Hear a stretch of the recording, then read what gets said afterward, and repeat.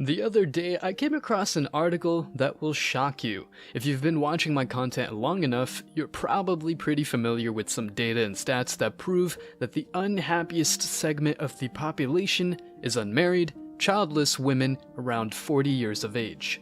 The phrase "follow the money" suits this case perfectly because if you're smart, you might benefit from this trend of unmarried, childless women.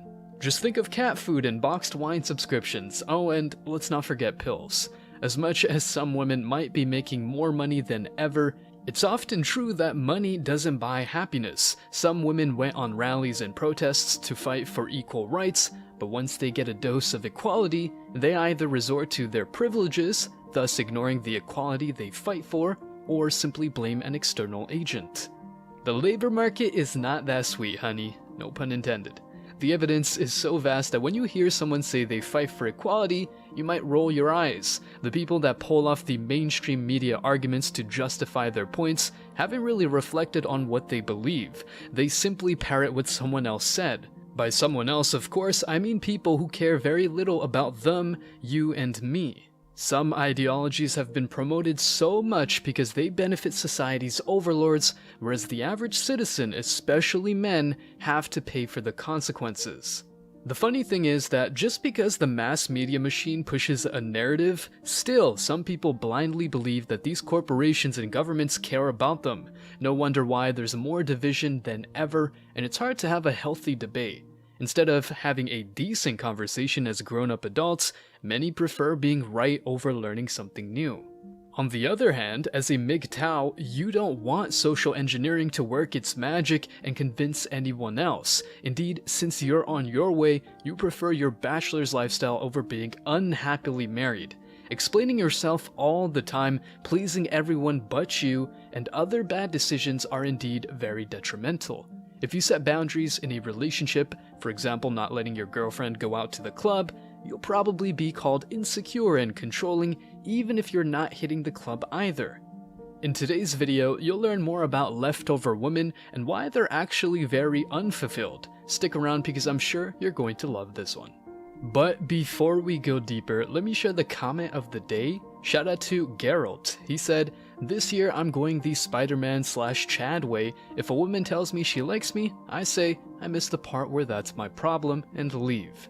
Well, Geralt of Rivia, that's a New Year's resolution I can agree with. Please don't forget to reach out to us by email to claim your $5. As usual guys, I'll pick one comment from each video. It may be the funniest, the most liked, or one that touched me, so don't forget to leave a comment and you may be our next winner. Make sure to hit the like and subscribe buttons too guys, as it does help us out a lot. Now, back to the video.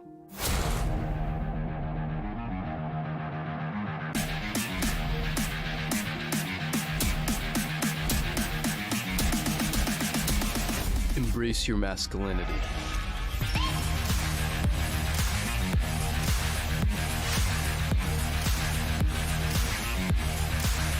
So, the article I mentioned before was published in Psychology Today. The title reads, "Why Many Single Women Without Children Are So Happy." I'll walk you through it to debunk the lies and give modern-day women a huge reality check.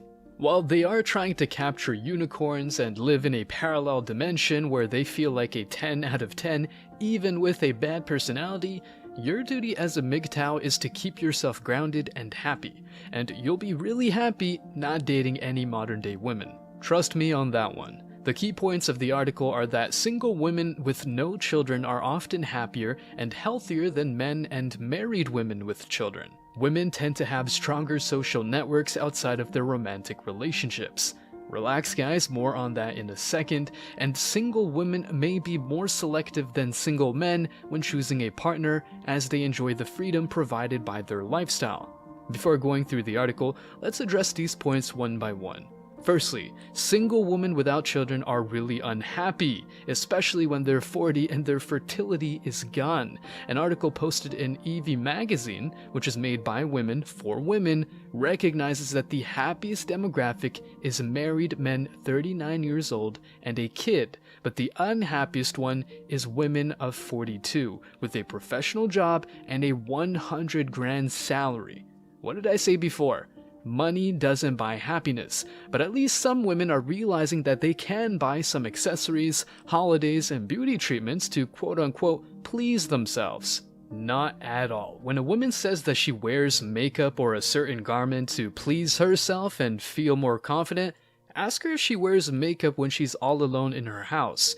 Why on earth would she use red lipstick when there's no one else at home? You get the idea, right? Secondly, and I'm sure you're going to love this one, of course it's freaking obvious that women have stronger social networks outside of their romantic relationships. Stats show that 50% of married women have a backup plan. No wonder why men prefer not to commit to a woman, go abroad for faithful relationships, or flat out quit dating altogether. Now that society has gotten out of control, it's normal for people to sleep around and cheat on each other.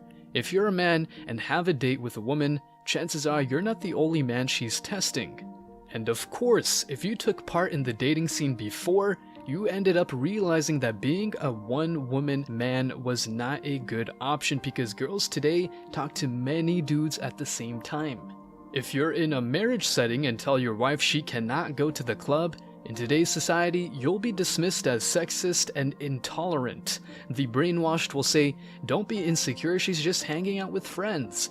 And of course, if a wife talks on the phone to another man and even calls him bae, that's not a big deal either because he's just a friend.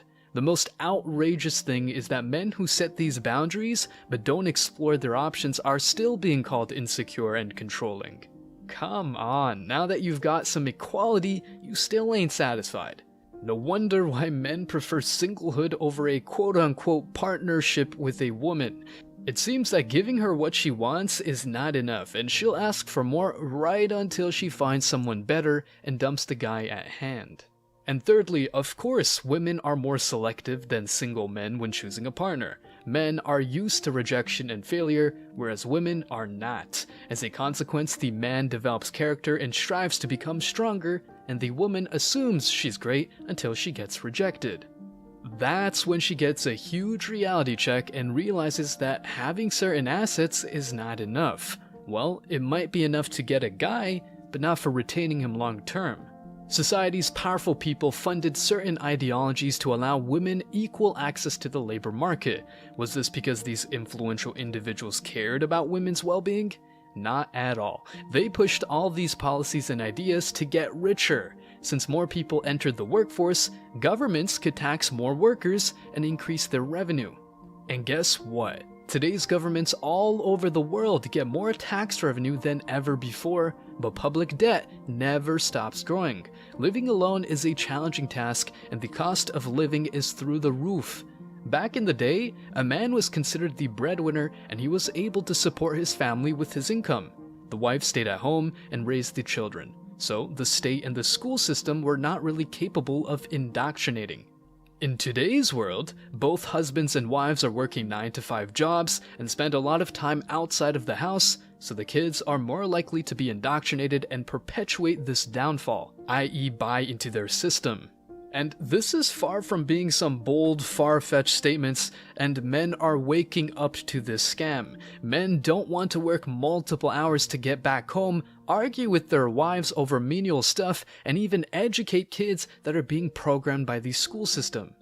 Fortunately, single men usually get by easily and enjoy their solitude a lot. On the other hand, women who prefer not having kids end up unhappy despite making lots of money. Some of these even confess they've frozen their eggs just in case, so they realize the harsh reality of the wall.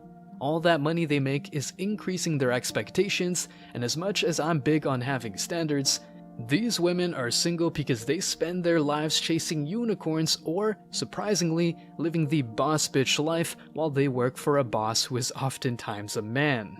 Anyways, as always, I wish you tremendous success. Now it's your turn. What do you think? Let me know your thoughts in the comment section below. Remember that if you leave the best comment, you will get $5. Thank you so much for watching. If you found this video useful, hit the like and subscribe buttons, ring the notification bell so you don't miss out on future uploads, drop a comment, and share it. See you in the next video, guys. Till next time.